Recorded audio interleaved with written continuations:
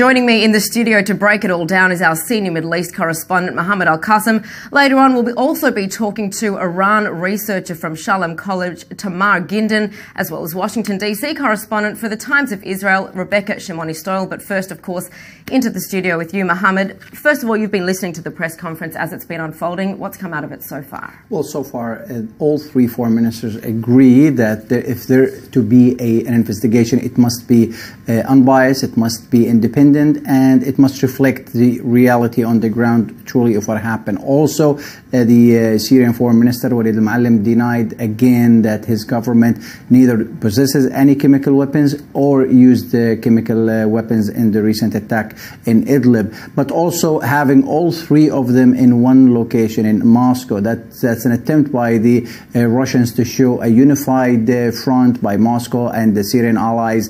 As we all know, Russia is a strong supporter of President Bashar al-Assad, as well as Iran and Hezbollah, and to have them all three there, it's a message to the U.S. administration to say that their attempts aren't working. Yes, the attempts are not working. They're still backing President Assad, and they are going to continue with their policy. All three, including Foreign Minister Sergei Lavrov, rejected the assertion that the Syrian government have used chemical weapons in their attack on Idlib last week. Sergei Lavrov said again that he hoped the U.S. will agree to an independent investigation in this alleged attack. Now, we know, according to the Russian Defense Ministry on April 4th, they said the Syrian Air Force bombarded shops where Islamic State militants produced ammunition and poisonous substances. If this is the case, and Syria has nothing to hide, why not simply cooperate?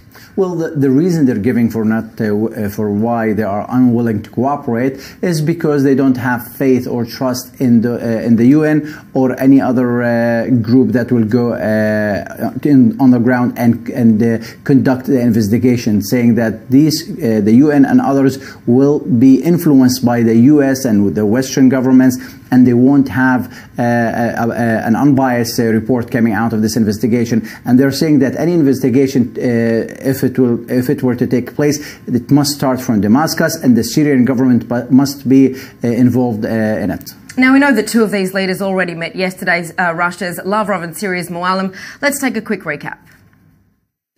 I can't underscore once again the extremely provocative role that was played by this strike by coalition forces, led by the United States on a Syrian military airbase. Yesterday, we discussed this in great detail with the U.S. Secretary of State Rex Tillerson, and we came to the agreement that this should never happen again, and we will insist on holding an independent and objective investigation via the Organization for the Prohibition of Chemical Weapons, drawing on other experts, taking into account the extremely emotional resonance that this situation has invoked across the world. I call these strikes an aggression because this act took place without the approval of the UN Security Council and without any investigation by the OPCW, which should have identified those responsible for the use of chemical weapons. It has come to our attention that from the moment Donald Trump took office, the role of the United States in the Astana and Geneva processes was brought to a minimum. This indicates that they do not want the peace process to be a success. Now, Mohammed, you wanted to talk to that. Again, during the press conference that's still ongoing at this moment, all three agreed that the airstrikes or the strikes committed by the U.S. also a week ago unacceptable, and they said that they hope there will be no other strikes. Let's keep in mind that a few days ago, all three countries came out with a statement saying that they will not stand still if there are to be any future strikes by the U.S. Maybe this is again a message from Moscow, as we see all three foreign ministers sending to Washington that, again, we're telling you, do not make another attempt at striking or attacking the Syrian government positions in Syria, otherwise there will be retaliation. Okay, now I want to bring in our Iran expert researcher from Shalom College, Tamar Gindin. Tamar, thank you for being with us. Now, we just quickly heard a recap from Russia and Syria. We know that the press conference, including Iran, has just wrapped up. What is Iran's position around the conflict in response to the United States?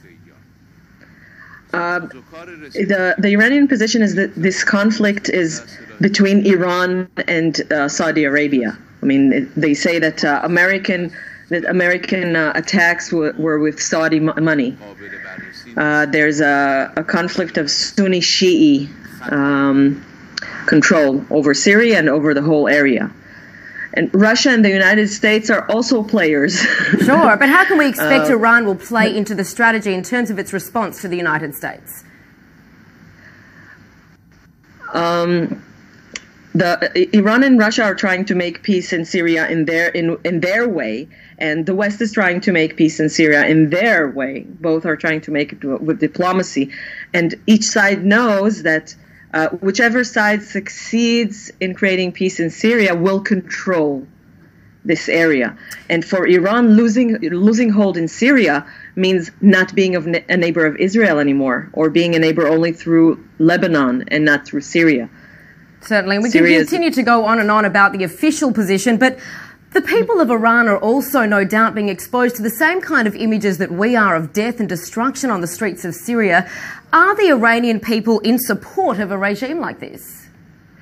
The Iranian people, even before the pictures from Syria, because the pictures, in Syria, both sides are bad. The citizens suffer, but both Assad and the opposition are bad, and they want bad things for the area and for the people. But the people in Iran are mostly concerned about their money from oil, from taxes, being invested in other places, in Lebanon, in Gaza, in Syria, in Yemen.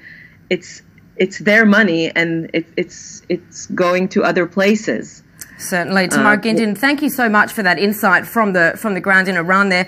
Mohammed, I want to go back to you in the studio. What's your response to what Tamar just had to say? Well, I think it's beyond just a Sunni-Shiite war. It's about influence in the region. And Iran needs, thinks now that it's a regional power with the agreement that it reached with the global powers about its nuclear program. So it feels that it must be included in these agreements, but that's why it's actually in Syria, in Lebanon, and elsewhere in Iraq, and elsewhere in the region. However, Russia will not give up on the Syrian regime, not because of its love relationship with President Bashar al-Assad. It's much more than that. It's about having a foothold for its military in the Middle East. Mohammed Al-Qasim, thank you for that insight. We are taking a short break, but we will have more on this in just a few moments. Stay with us.